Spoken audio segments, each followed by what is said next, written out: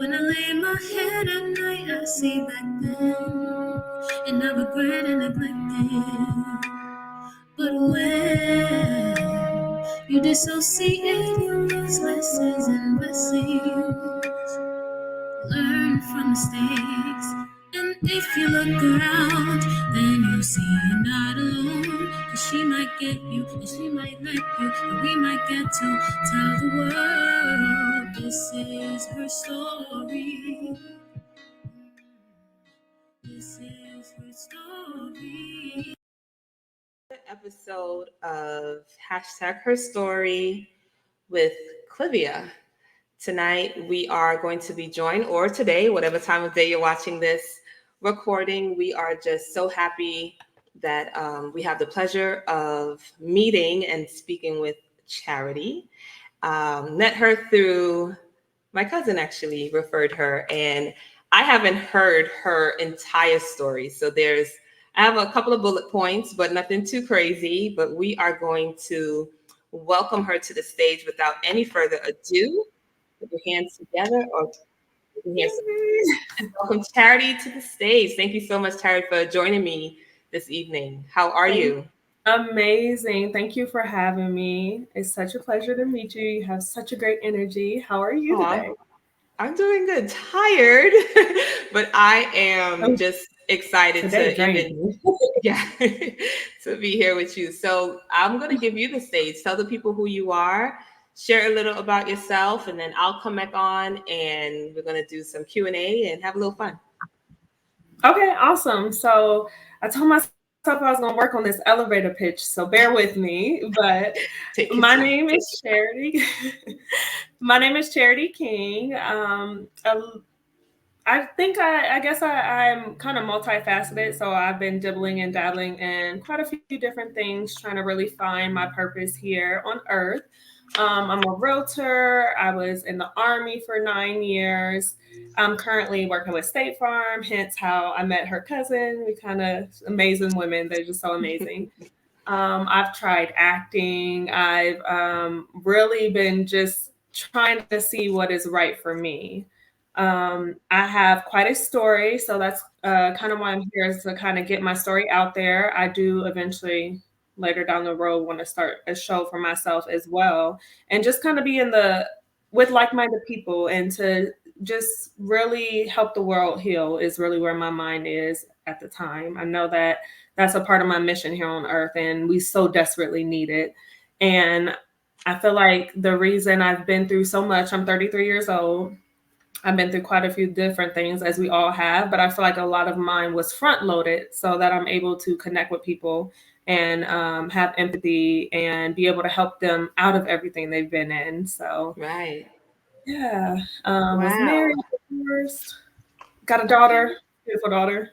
Yeah, so we'll get into Awesome. it, I'm sure, more. We definitely will. So taking notes as we're Okay, no worries. um, I started doing this in 20, I'm gonna say late 2021, early 2022, and it was supposed to really be a documentary.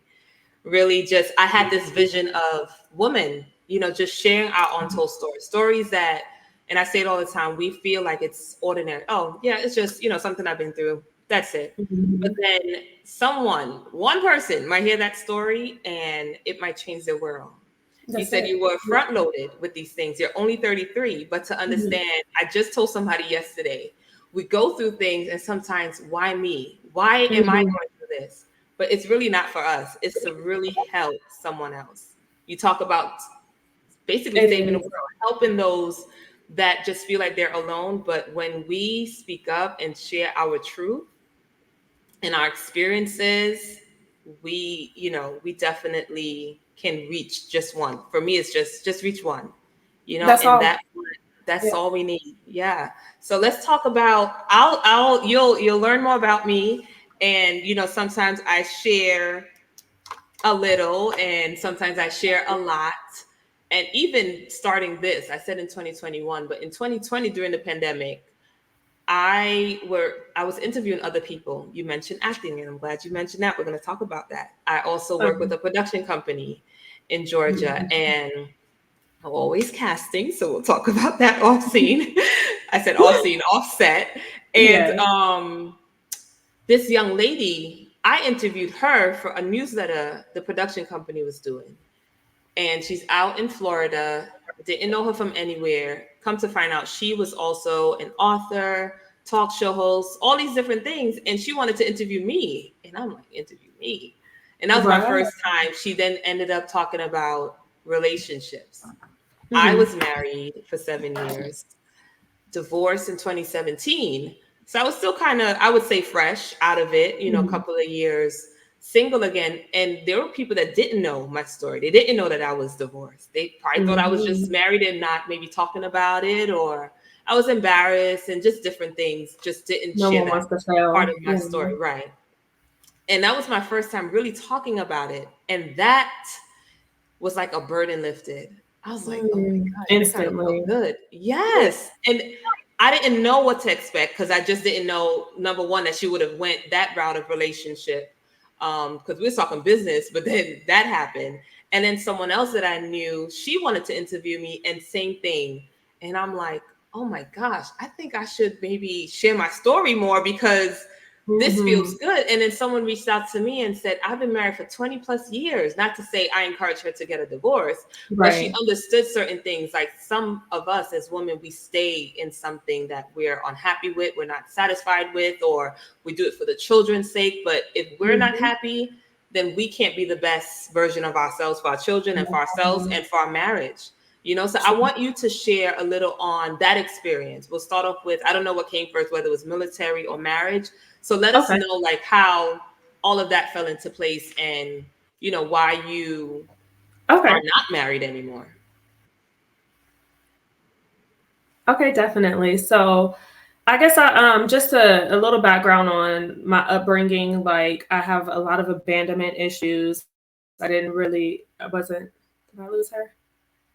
I'm gonna just keep rolling. So I wasn't raised by my I don't want to go and then have to repeat it. One moment, I think I lost you. By my mom. She was addicted to crack cocaine. My dad did end up default raising me and my sister. He did the best he could do, but he also was an alcoholic. So he was kind of not as stable as he could have been, but loved them both. And it just kind of bouncing around house to house and always feeling like I had to make myself small so I wouldn't bother anybody because I felt like a bother to everyone because it was like, oh, can you get the girls? It was me and my one of my closest sisters of age. She's close to me in age. So I always felt like a bother. So I would make myself small. So just that little background to just say that I never really learned how to date. I've always just looked for a feel good moment and I would just run with it. So when I met my ex-husband, we were in the military and we were at a duty station. I began drinking. I joined the military in 2011. I went to Korea. It was amazing, but I definitely will say it added to my alcoholism because it was just drinking, partying the whole time. And as soon as I was done with Korea, I went to Fort Leonard Wood, Missouri. And it was just a kind of the same scene. The military is an amazing place. It's a great stepping stool. But when you leave from home and, straight out of high school, you leave from home and then you're out on your own, it's just like a big like college and you're getting paid. So we were just drinking every weekend, partying every weekend. And I met him and he was fine. I've also, I love some eye candy, but I never really got to know people. I would just fall in love with the image of them and I would be like, oh, he's cute, blah, blah, blah. Let me just be with him. So when we met each other first, it was through mutual friends. We were at a single soldiers retreat where they took us out into like I think it was Branson, Missouri, really nice area. And we went out drinking and stuff like that. And I was currently talking to another guy. And this guy was just so up and down, round and round, always with a new girl. So I was just kind of on his roster. So I was kind of leaving him alone. And then I met my ex-husband. I don't think I really want to say his name, but we'll call him Bob. I met Bob. And we seen each other kind of across the room and he was fine. He still is to this day. I'll give that man that. He's fine. We made a beautiful child. And we connected and we kind of made out in the club drunkenly. And then after that, we kind of just got into not really getting to know each other, but just spending a lot of time together. So we were always together. We were watching movies. Desperate Housewives, I think, was the first thing that we watched together. And it was just fast paced. It was really fast paced. Then we got to a point where in the military, if you're a higher enlisted, you're not supposed to date lower. So we were both specialists, which is lower enlisted. Then I ranked up and I became a sergeant. And I'm a big rules person. I'm always reading regulations and rules and trying to follow them. So I told him, like, we're either going to have to, what the regulation says, either get married and within a year or call it quits. And in my mind, I mentioned that to him because I'm like, let's stick to the rules. I don't want to get in trouble. We have been dating on and off for about 2 years. And to be honest, we should have looked at all the red flags collectively. Like, we were arguing, we would get drunk, we would break up, be back together. It was never just a smooth selling relationship. So we should have kind of took heed to that, but we didn't. We were young, we were in love.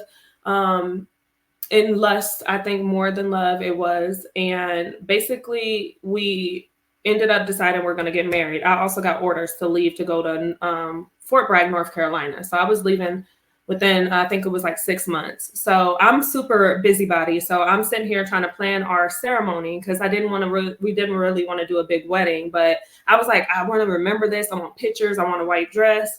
So I went ahead and was getting all that planned, and simultaneously I was getting my stuff together to PCS to a new duty station. And then all of a sudden, I'm like, oh shoot, I missed my window for depot. I was on depot birth control, and you have to go within a certain time frame to get your booster shot, or anyway. So I went to the doctor. I went and got it, and they were like, well, you missed your window, so we need to test you for pregnancy. And they tested me and they were like, oh, congratulations, you're pregnant. And I just was like, oh shit, like, this is too much. Charity, let me tell you, I'm going to stop you. I'm listening to you and I'm like, this is me right now. Yes. And I love that you are being so transparent because that's what I'm about. I remember being married. And I look back now and I'm like, maybe it wasn't love, maybe it was lust. We didn't know each other. We met January, and it's okay not to say his name, so we will call him Bob. I'm okay with, protecting ourselves, but met January of what year did we meet? 2009, right? Met him in the church. He wasn't a church boy. I was a church girl all my life. Yeah. And long story short, he proposed December of 2009. And I was in a relationship before for 3 years. Great relationship. It was during our college years, and we just thought we would have gotten married. We didn't. Things happened. And I wasn't looking for a new relationship. Now, talking to friends, they're like, yeah, he was definitely a rebound, referring to my ex-husband. He was a rebound, but I didn't see it that way. I just saw it as, okay, new guy, we're both vulnerable too, most likely. Right. And proposed December 2009. I wanted to do things the right way. We got married June of 2010. Had my son. Fast forward to 3 years. And I'm just sharing this because I'm listening to you and I'm like, okay, all right. And that's why I said we're not alone on this journey called life, at all. So I got on the depot. So I definitely understand what the depot, in regards to making sure you have the shot. And things were rocky. And I'm like, even when I had my son, I said, I feel like a single parent, and got on the depot. Things started to kind of look better. And I remember it was summer 2013.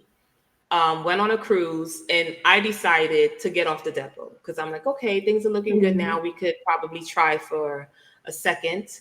And we tried. Nothing. Nope. I was still on the depot. When we got back, I said, okay, let's say September. I'm going to get off of it. And I got off, but things were rocky. And I'm like, okay, just be careful, November, I had a follow-up appointment to get back on it. And just as and I'll let you continue, but November, I had an appointment to get back on the depot, and she's like, Mhm. you're pregnant. And I'm like, hmm. And Yeah. it It was seems sad like for it me makes because you more not susceptible. yeah, we were not in a good place. So for me, I questioned it like, how? Actually, no. I conceived in November, and then January, when I was just feeling sick all the time. And that's when I found out I was Mhm. already like pregnant. But if I had kept that appointment, maybe moved it up a little earlier, I would have been fine. But I Yeah. had conceived right when I was going to start back on it. So you can continue. Just it just blows Yeah. my mind. Yeah. No, that's It blows crazy. Align everything aligns, like, this is was meant to happen. yeah, These for sure. conversations. Yes. Yeah. It seems like once you miss your window, you're more prone to getting pregnant. But okay. So, and I skipped a step. We had got married on Wednesday. We did a ceremony and we went out for drinks with our friends after and everything. Oh, we still good? We're good. Okay. And we went out for drinks on Wednesday. I went to get the depot shot on Friday, and they were like, "No, you're pregnant." So I'm like, "Oh, this little drunk baby." But I was still kind of high off of that. Oh, I'm married now. I'm a married woman. Like, this is fine. Like, I'm gonna, go with this pregnancy because I'm married. So then shortly after that, I ended up PCSing to Fort Bragg, North Carolina, and he stayed in Fort Leonard Wood, Missouri. And my pregnancy was amazing. Like, I'm kind of scared to get pregnant again because, they say they're never the same. Amazing pregnancy, amazing delivery. Like, I was still vibrant, I was still going, I had no issues. I'm so grateful for that. But I did it all alone. I did it all alone. I would call him all the time. And I'm really not a big phone person anyway, so long distance relationships for me are no. I like to be in person, and that's really how I connect. I hate texting and I hate calling, so I don't know. But I would try and I would call him and he'll be like, "Oh, I'm out with the boys, I'm hanging out." So it kind of made me resent him a little bit because it's like I'm over here with your child and it's like all you care about is partying. But I also was like, I am a little older than him. I think he was I'm probably gonna get the ages wrong. We were like 3 or 4 years apart. But so I was understanding, but at the same time, this is my first pregnancy. But I went ahead and let all that go because I was talking to her in my belly. I was like, "You are not coming until your dad gets here." And I feel like he finally got orders to come be with me in Fort Bragg.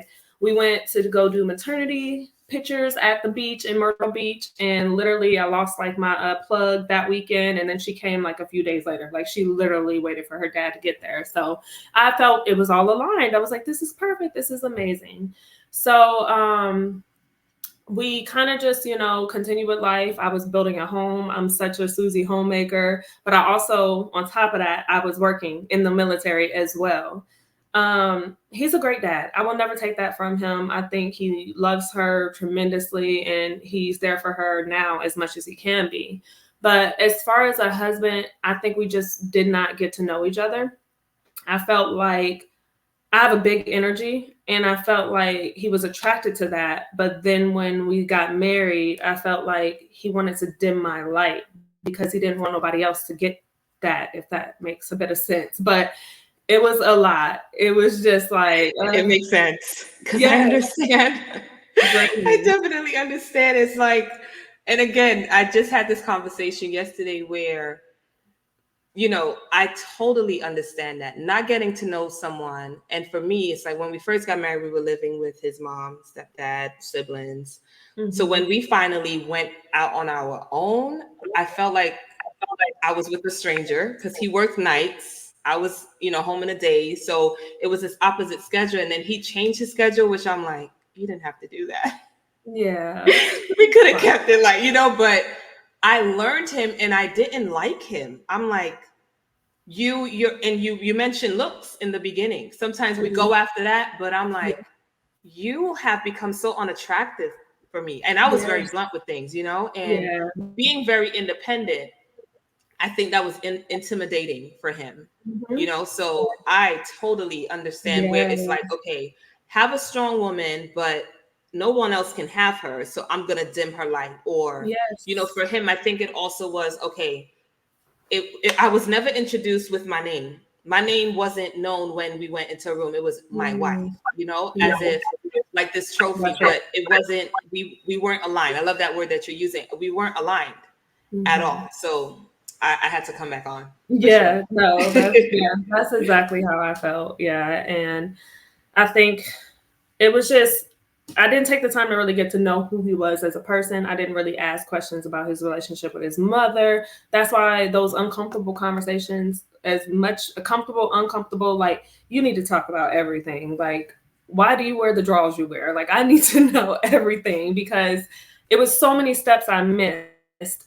just wanting to feel wanted and to have love because I believe in love still to this day. I have so many more stories outside of this, but I believe in love so wholeheartedly that it was just like this. I was in the season of this is my time. I'm married. I love him. He loves me. Like I'm gonna make it work. I'm gonna make it work. And I think a very pivotal moment in our marriage. So prior to this as well, like I mentioned, I started drinking a lot in Korea, and I take full responsibility. Like I was slowly but surely becoming a drunk, and that's not easy to deal with, and that's not fair for me to ever sit here and say all of the wrong he did without taking accountability. I was a hotmess.com. I would black out instantly. But when we were in Fort Leonard, Missouri, there was a moment where I was, because right before I left Korea, just a little more backstory, started dating this guy and he was ugly. I ain't gonna lie, but I was attracted to his intelligence and he cheated on me. And it was just a moment of like, sir. So anyway, I was vulnerable coming to Fort Leonard, Missouri, where I met Bob. And I guess one weekend I went out drinking, and I guess I slept with someone or someone slept with me. I didn't know. Um, don't remember at all, but I kept remembering this guy named Brandon. He would always smile at me at work, and it was kind of getting uncomfortable because I'm like, he's such a weirdo. And then there was a party. I got drunk again. I was at one of my homegirls' barracks room, and I fell asleep. And they later told me that he kept coming into the room trying to wake me up, and he was mad that I was asleep. So anyway, they all went out, and when they came back, I kind of sobered up because I slept the whole club night away. And it was him and my platoon sergeant, which is not supposed to be happening because you're not supposed to mix and mingle fraternization basically. So my platoon sergeant should have never been there, but he was there and I was like, oh, he's cool or whatever. So him and Brandon were standing in front of a refrigerator and I was like, excuse me, can I get some water? Like I'm trying to get in the fridge. And Brandon looked at me and said, he said the F word, but I'm gonna try to keep it PG. He was like, you know, I F'd you. And I was just like, and I'm still a little tipsy, but I'm sobering up really quickly. And I'm like, what are you talking about? He was like, you know, I F'd you.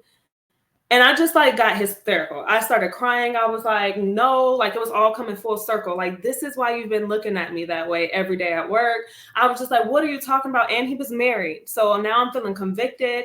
I just started yelling. I was very emotional. And my platoon sergeant took him outside.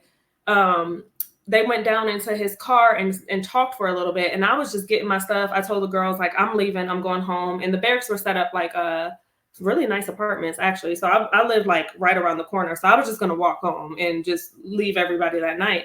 And I started to walk and Brandon rolls his window down and he's like, that didn't happen. I'm not telling the truth. And in my head, I'm like, who lies about something like that? And I was just like, you're just an effed up person. And he was like, that never happened. I'm telling the story, blah, blah, blah. And mind you, him and my platoon sergeant were talking. My platoon sergeant told him to tell me that, to drop the case. So then I start walking home and my platoon sergeant then is like, oh, let me take you home. And in my head, I'm like, whatever. I'm still trusting him because he's leadership. He takes me home and I'm sober at this point. We go to my place and he starts to walk me upstairs. And I'm thinking, okay, he's just making sure I'm getting in there. We get to the door. He kind of just lets himself in a sense. And I'm just still in this moment of like trying to decompress and make sense of what just happened. So I pour wine and he starts showing me like music and stuff like that. And we actually didn't sleep together or anything, but we fell asleep. And the next morning, his girlfriend was banging on my door, like, and I'm new to the military, new to this unit, new to this state. Like, I'm just new. And she comes knocking on the door, like, I'm going to tell and we'll get in trouble for that. So it was just a whole stressful moment. And after that, me and him actually, like, he told me he broke up with her a couple weeks later. And then me and him, because of my vulnerable state, I was just like kind of letting whatever happen. I was taking whatever came from me. I had no discernment. I felt like I had no choice half the time. I just wanted to feel protected. And in some twisted way, I felt like he was protecting me, but he was a vulture, just as any of them.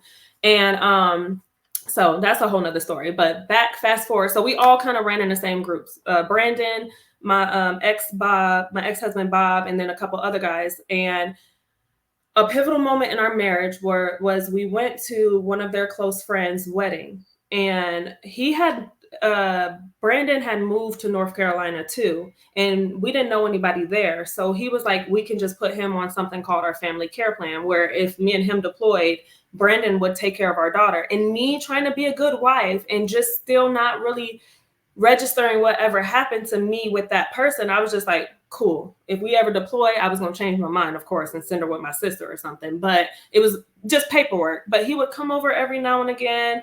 And it was uncomfortable for me because I've told him this story about, I don't know what happened to me, and this person may have raped me. And I never felt protected because he was just like young, dumb, and like, oh, this is my friend. So I'm just trying to be a good wife. And I'm like, cool, whatever, he can come hang, blah, blah, blah. So we go to this wedding of a mutual friend of theirs. And the guys go out, I kind of stayed my space away from him, but the guys go out for the bachelor party. And me and Brandon's girlfriend, beautiful girl, just amazing. We're just kind of kicking it, and I put my baby to sleep, and we're having drinks and eating snacks and stuff. And she just looked at me and was like, girl, I did not think that I would like you. And I'm like, why would you like me? Like, I'm awesome. And she was like, because Brandon told me he effed you. And when I tell you, I boo-hooed so hard because it made it real.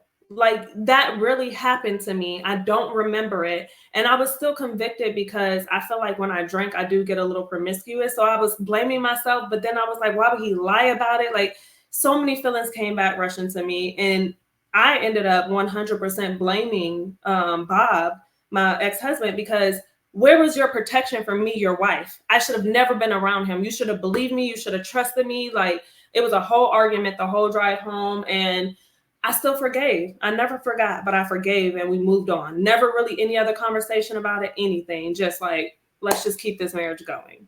And Now, that question, how long was that in regards to how many years of marriage was that already? Like, how deep were you guys in? my baby was about, I want to say like 2.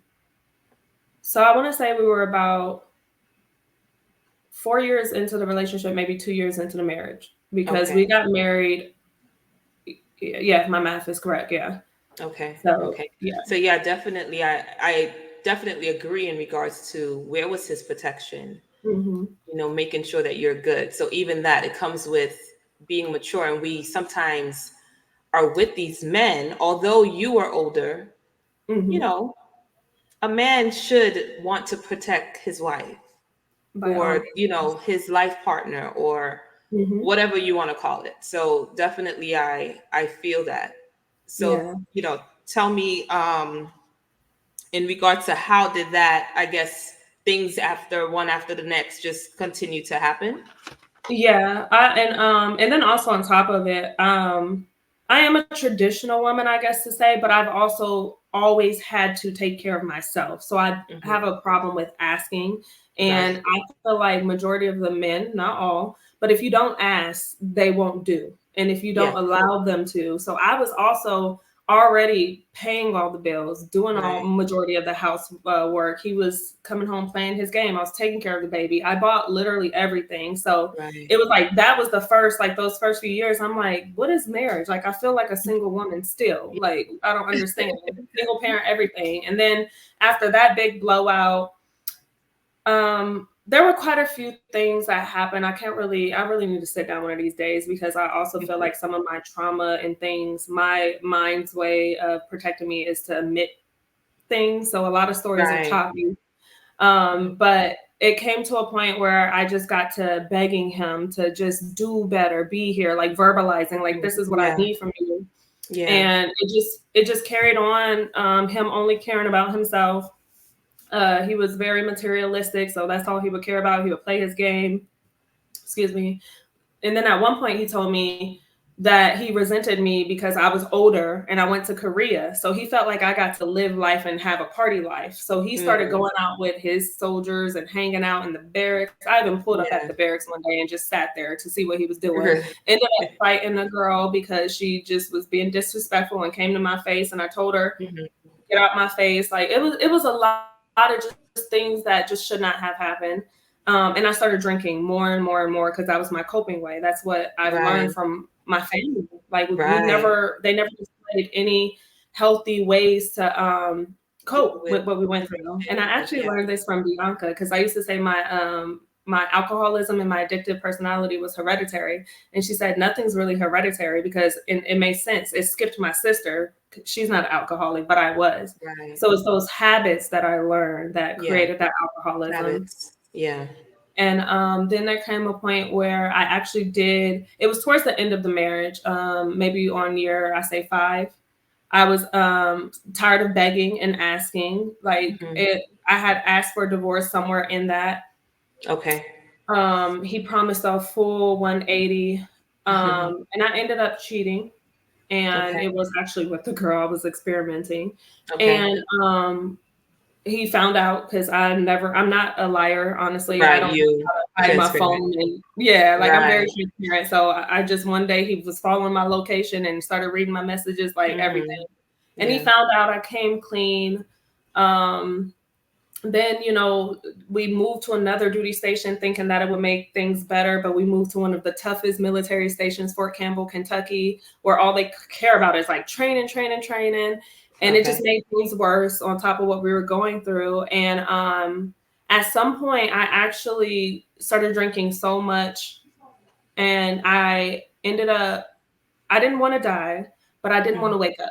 I was so stressed. It was the one time in my life then, because I'm a little more selfish now in the good ways. But then that was the only time I was ever selfish. Like I didn't think about my daughter. I didn't think about. I was going to ask you that, in regards to when you're in these situations or cycles, how do you deal with being a mom? How do you, do you hand her off to your sister, or does he? No, I had no one. Yeah. I mean, I've always been really good at making small communities everywhere I go, because I'm a people's person, and I'm super helpful. So I'm always helping women, and that opens them up to help me as well. But it was a time where he was deployed or in training somewhere. He was not far, but he wasn't home for like almost 3 months, I feel like it was. And I was just stressed out. Work was stressing me out. Being alone was stressing me out. We had got another kitten that was stressing me out. It was just a really bad time. I had stepped into a new career, and it was actually really harder than I thought it would be. So it was still military, but I became a career counselor. So it was just a lot of stress built on a lot of things. And I just got to a point where I was like, I don't want to do it anymore. I don't want to be here. I never really thought like, oh, I want to die. It was just, I don't want to wake up. I want to go to sleep and not wake up. And I ended up taking, because they had prescribed me a while back for depression. They love to give them prescriptions out. And I ended up taking, I don't even know how many it was. I took a bunch of them. I had made sure my daughter was asleep first. And then I was laying in bed, and I just was like, I popped a bunch of them. And then I guess the next day came, and they realized I didn't show up to work. And I woke up from the military police and my supervisors in my room, like trying to wake me up. And then it ended up taking me to the hospital to kind of detox. And I ended up after that going into the mental hospital. And I stayed there initially just for the detox portion of it. But I ended up in total staying 42 days. And because I signed up for a 28-day alcohol recovery program, because I was like, well, that wasn't like me. Let me try. And it was terrible, because I'm a very clean person, but at that time, like the depression I was going through, and the new kitten, the house got a mess. And all I kept thinking in my head was, he's gonna come home, because he loves to like take pictures. He would send my sister stuff and try to make me a terrible person. So in my mind, I was like, he's gonna take pictures, take me to court, say this is how I live, and take my daughter.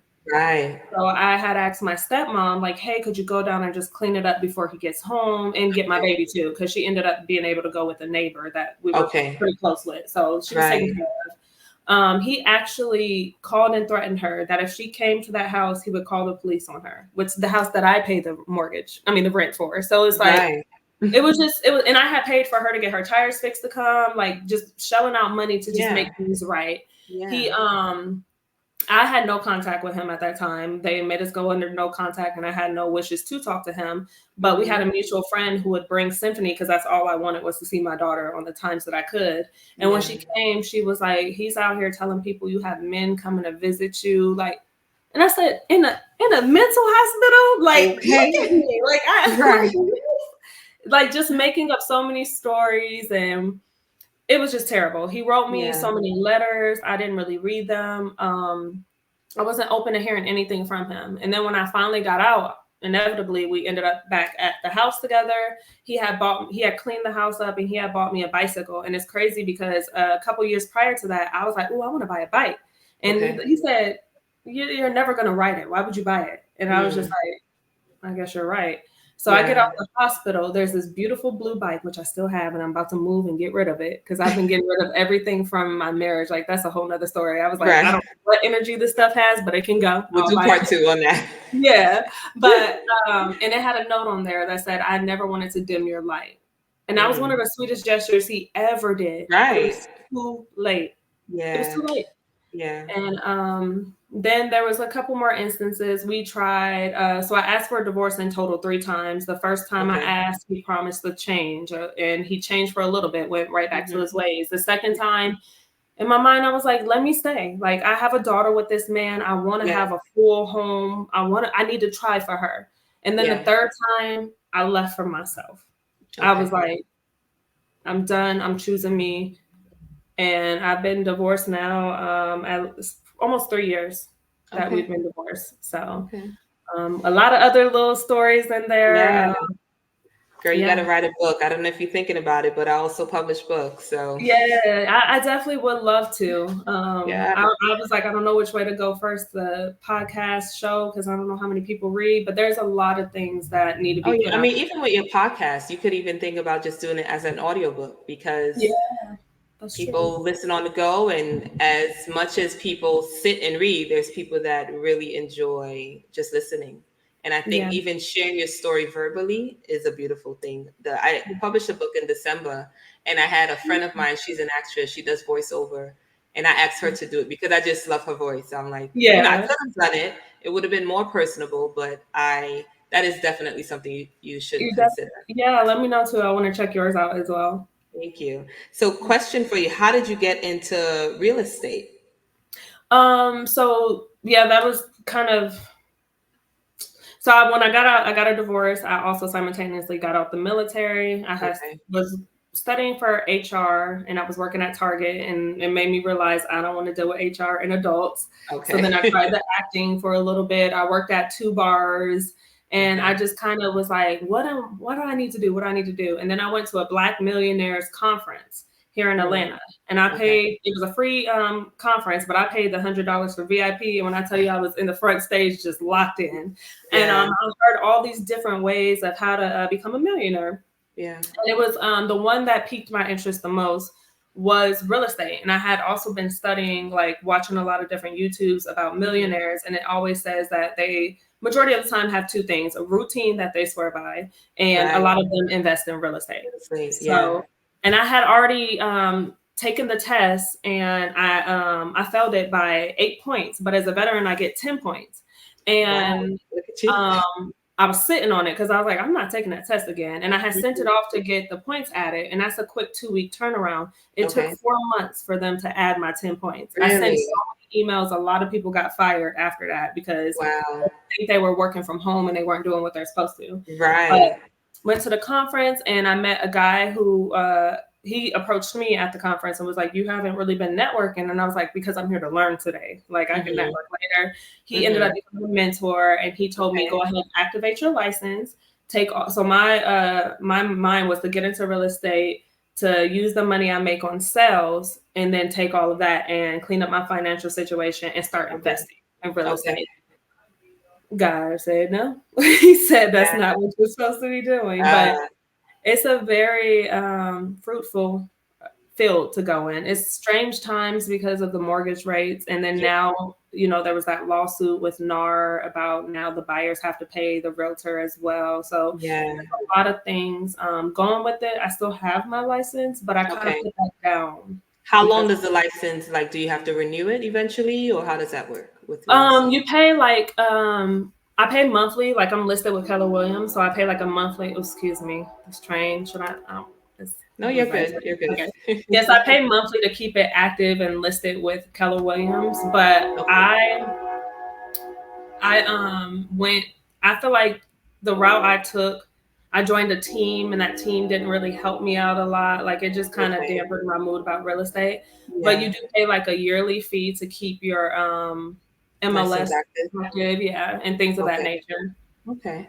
But I ended up putting a lot of money into it, Mhm. like trying to brand myself, trying to, there's a lot of driving, there's a lot of things you pay for upfront. So Yeah. I definitely think it's a great field to go into. I would Mhm. say have passive income, have some, or if you may, have a spouse who's taking care of the bills and things of Yeah. that nature, and you can go and freely pursue, Yeah.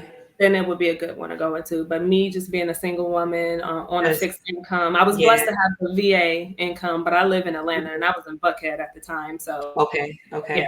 I ended Yeah. up putting myself further into a worse financial situation. Right. Yeah. Yeah. And what about in regards to today? Like, how are you doing now mentally in regards to maybe putting yourself out there again? Because again, for me, divorced 2017. I did put myself out there in 2019, and now it's 2024, and Mm, yeah. it's a scary world out there. And my children are now 9 and 12, and Oh, they don't want me to be in a relationship. They're being selfish, and yeah. I'm gonna give them that, but also I'm making room for whatever God have in store, but All right. Yeah. also understanding whoever I'm with would have to be with them too. Yeah. And I wouldn't want that, relationship to clash. Like, okay, because Hmm. they're jealous. And Yeah. so I would know when I'm ready, and I believe God would let me know, okay, you're ready. Yeah. So let's do this. So I'm making room for that. I'm, like you mentioned, always on the go. I'm always on the go, always doing something, so many, wearing so many hats. But Yeah. even in this podcast, or this live, I could tell you it's really for the production company, but Hmm. I have a nonprofit called Chosen Veteran Outreach, and I want to interview more vets. So even when I Okay. found out you're a veteran, I'm like, well, I'm going to intertwine this with a nonprofit. This is great. Yeah. Let's mix it up. Yeah. So we might be on different platforms I love it. once Let's this is do it. released. But Yeah. again, making time for them, but also making time for love, because I love love, Yes. and I want to know in regards to, I know I could be ready because I've been ready since I was Hmm. married when I was 25, divorced, I guess, at 31, or however that math works. But I'm not ready right now. And Yeah. because I'm so busy, I would take away from in regards to just being in a relationship. Hmm. However, I would make time. You Yeah. make time for what you want.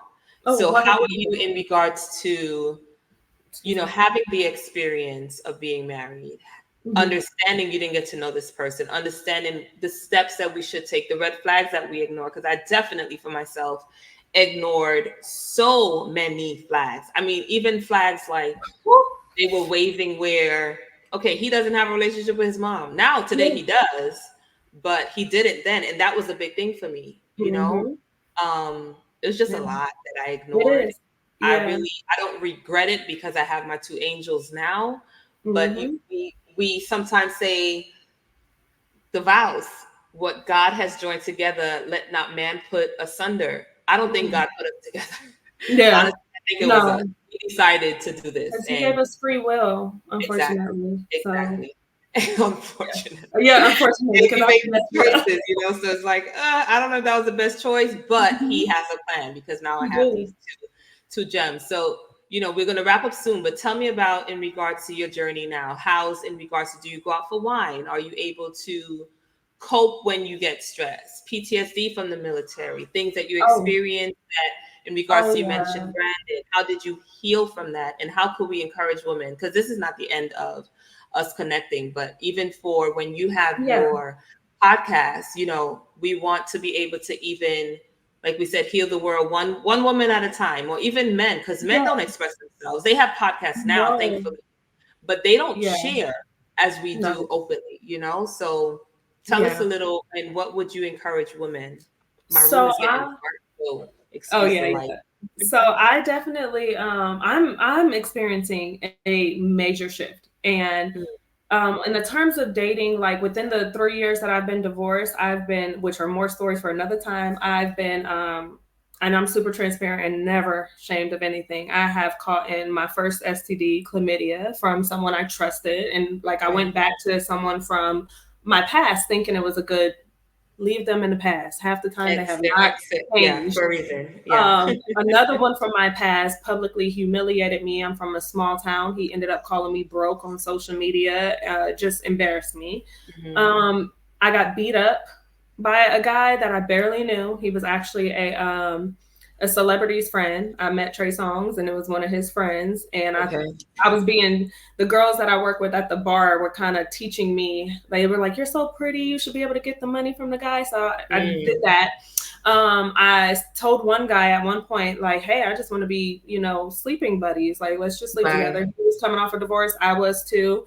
We messed around for a good amount of time, and then I decided to step away. He came back recently, a year later, back in November, and Mhm. I was excited because I'm like, he finally likes me, and Yeah. no, it was the same thing. Yeah. Cycle. That cycle. Yeah, he literally told me, because of the way we met, I don't think I could ever think of you in another light. I had to Mm, make him tell me that, because I'm right. like you, I'm gonna verbalize, broke my heart because I Yeah. really was hopeful. And then a couple days later, text me like, "Hey, you want to come over?" And I told him, lose my number. I Yeah. started to choose me Yeah. 100% of the As way. hard as it is. Yeah, Yeah. Yeah. and it's, I don't even want to say it gets lonely. It gets a little boring sometimes, but I've just, Mhm.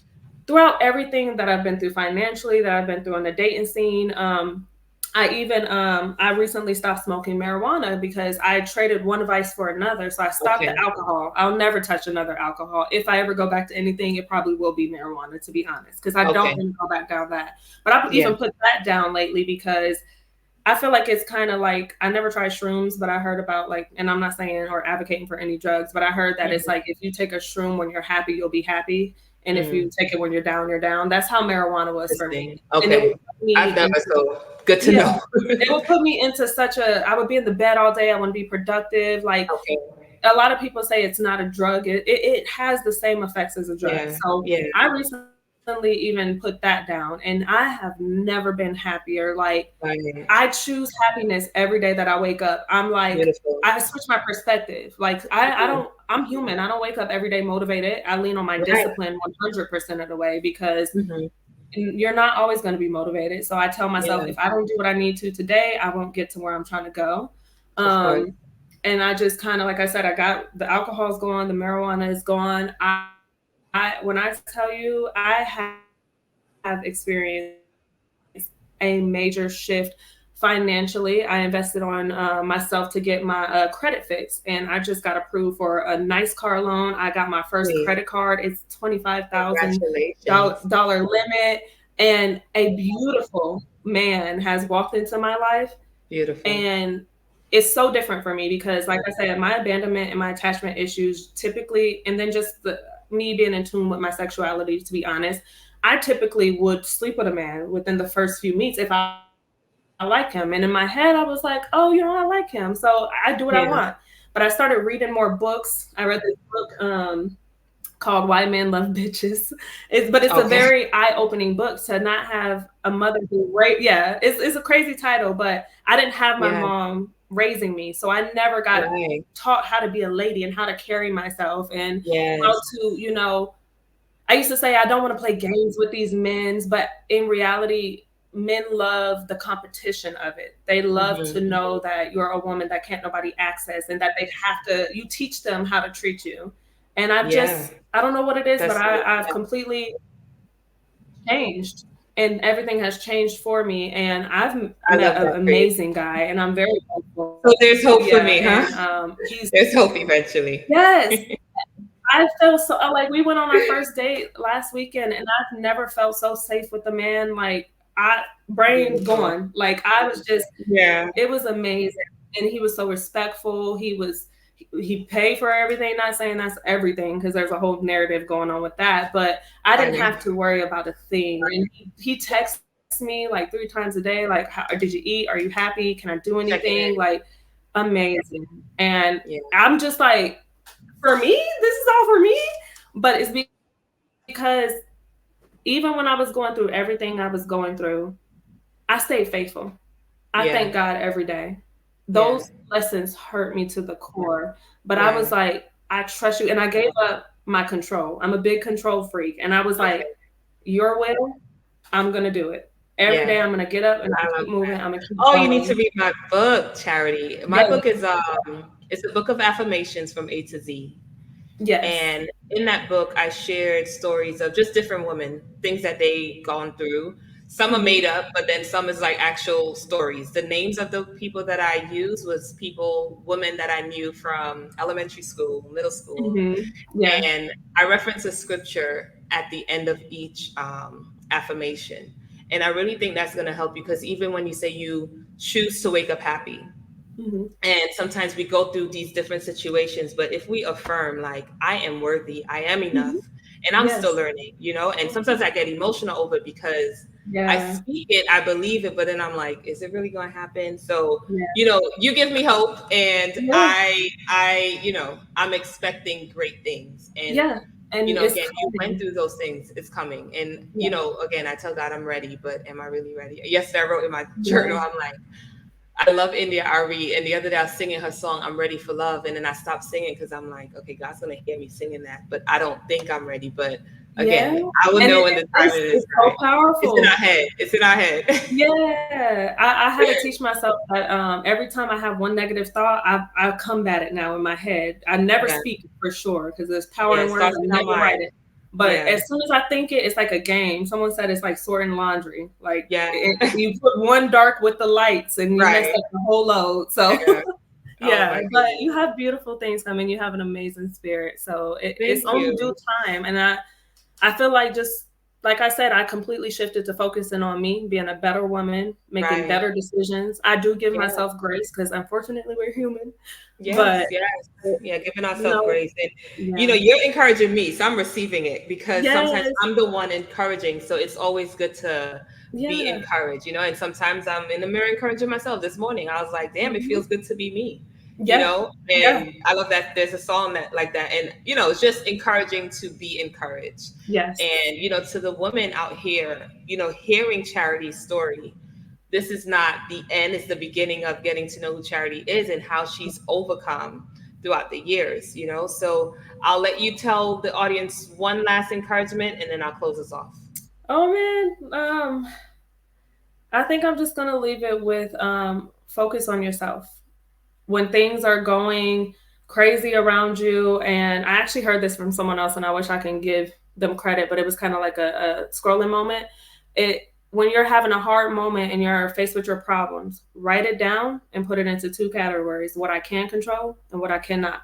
And focus on what you can control, and everything else give it to your higher power. And choose yourself. You're beautiful. No attachments to anything. Live life, be happy, laugh, love. It's amazing. You can change your life any moment. Thank you so much, Charity. And if anyone wants to follow you and get to know you, especially when you start your podcast, which I'm going to connect you with a couple of people, Cool. how can we find you on social media? So on Instagram, it's at charityinvests. And it was initially for investing, but it's because I invest in everything I do. So just charity invests. I love And it. I don't really have anything else except Facebook. So if you are on Facebook, it's Charity King.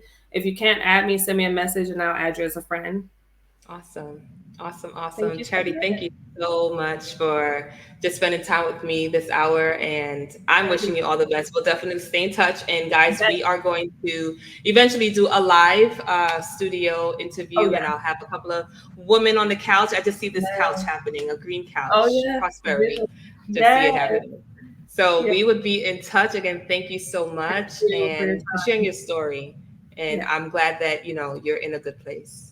You're in a Yes. happy Thank place. you so much. Y'all look Thank out for a you. wedding. There we go.